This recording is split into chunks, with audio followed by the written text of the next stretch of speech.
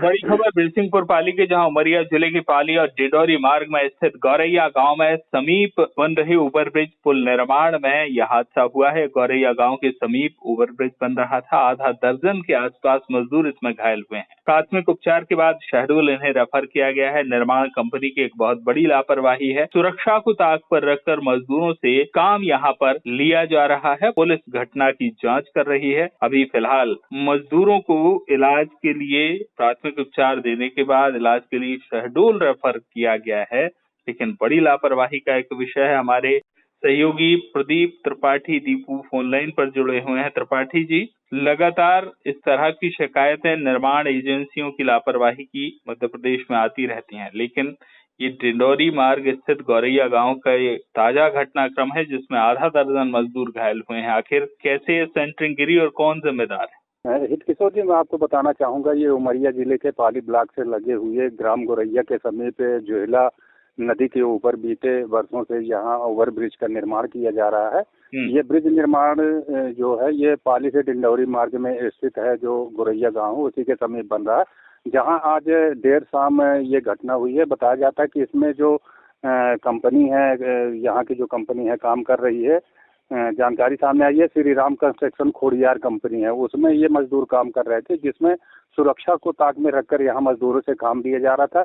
जानकारी ये सामने आई है कि इस घटना के दौरान जब मजदूर सेटरिंग प्लेट लगा रहे थे, उस दौरान जो नीचे का जो सपोर्ट पाइप होता है वो पाइप की जगह लकड़ी का उपयोग किया गया था, जिसके टूटने से ये इसमें करीब आधा दर्जन जो मजदूर हैं वो नीचे गिर गए थे, जिनके कमर में, पैर में और इसके अलावा शरीर के विभिन्न हिस्सों में उनको गंभीर चोट पहुंची है।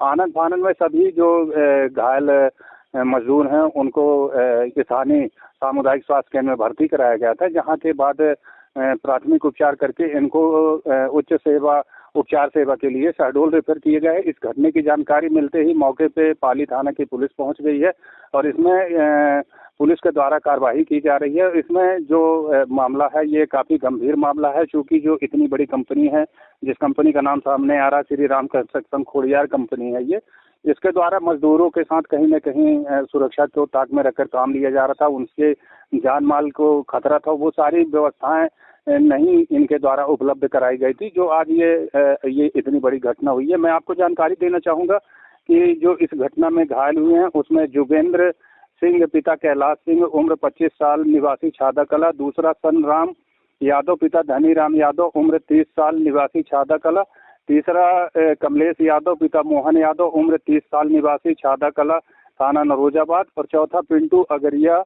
पिता गोविंद प्रसाद अगरिया उम्र 25 साल निवासी अनूपपुर का रहने वाला है।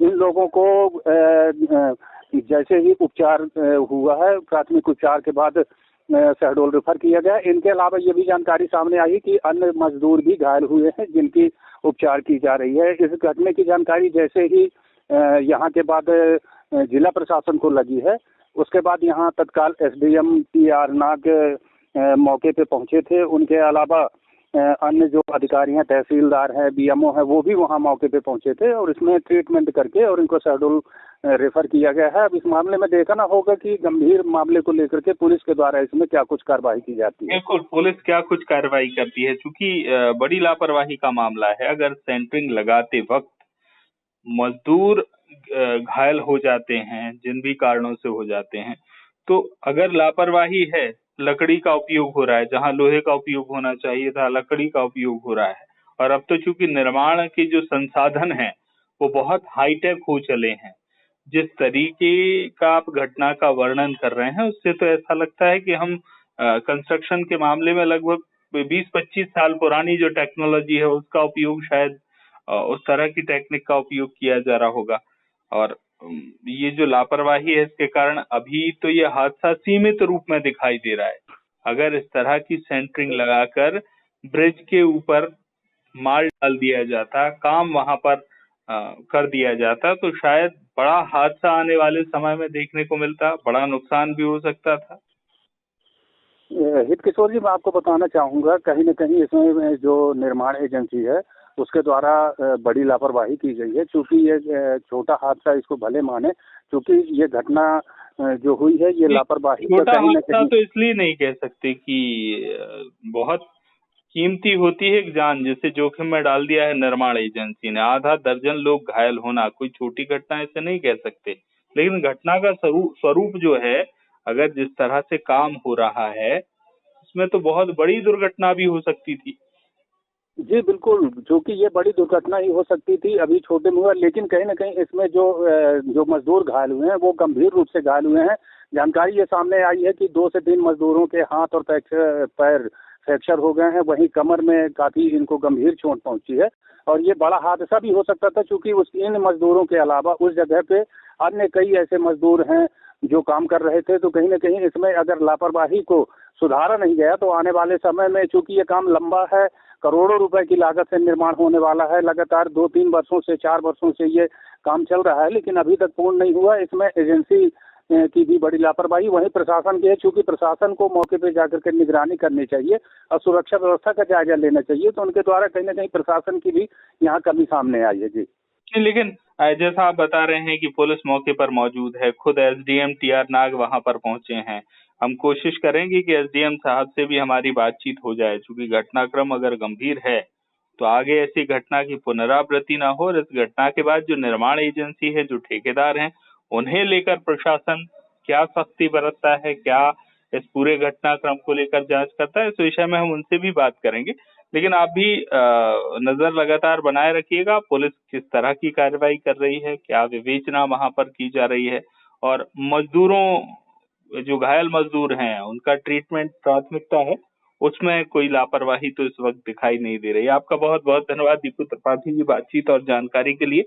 तो हमारे सहयोगी प्रदीप त्रिपाठी दीपू जुड़े हुए थे, जो बता रहे हैं कि मजदूर घायल हुए हैं, उन्हें अभी शहडोल रेफर कर दिया गया है, और मौके पर पुलिस के जो आला अधिकारी हैं, उसके साथ साथ एसडीएम टीआर नाग भी मौके पर पहुंचे हैं। निर्माण एजेंसी की लापरवाही साफ तौर पर नजर आती है। तो देखना है आगे क्या कार्रवाई होती है। हम कोशिश करेंगे कि प्रशासनिक पक्ष क्या कुछ है, क्या कुछ जांच की जा रही है, वो भी हम जानकारी जुटाएं।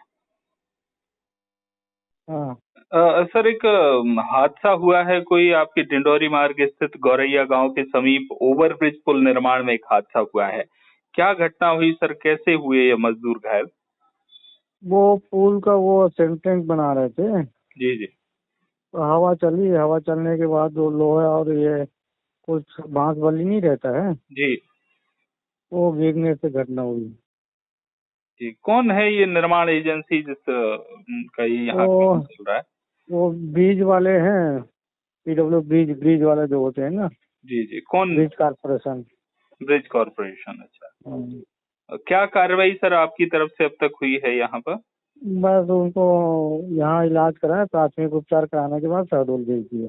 शहडोल उनको रेफर किया गया। ये ऐसा नहीं लगता है सर कि सुरक्षा को ताक पर रखकर लापरवाही के साथ मजदूरों से काम लिया जा रहा था, और इस विषय में कोई ठोस कार्रवाई की आवश्यकता है? अब देखिए क्या वो लोग इनकी लापरवाही है कि क्या कुछ टूटा कि क्या, कैसा है तो मौके पर जी। तो आप ठेकेदार को या जो निर्माण एजेंसी है उनको बता दें भाई इनके इलाज करवाओ करके। चूंकि पहली बार आपके संज्ञान में लापरवाही आई है, या पहले भी इस तरह की घटनाएं वहां होती रही हैं? नहीं, इस टाइप के लेबर वाला तो पहली बार आई है। पहली बार इस तरह की घटना सामने आई है।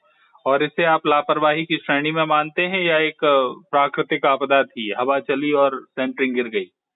हाँ, एक लापरवाही कहना चाहिए, मतलब सही ढंग से देख रेख होना चाहिए। या अब इस समय क्या थोड़ा सा भी आंधी तूफान का भी चलता है शाम उनको जी। और शाम भी हो रहा था, इस कारण से भी। बिल्कुल। और इस मामले में कोई जांच या इस तरह की कार्रवाई होगी, या केवल इलाज तक ही विषय सीमित रहेगा? अब देखिए इलाज, पहले तो इनका हमारा काम है इलाज हो मौके पर जी। तत्काल, फिर जो भी कार्रवाई होना तो बात की विषय है।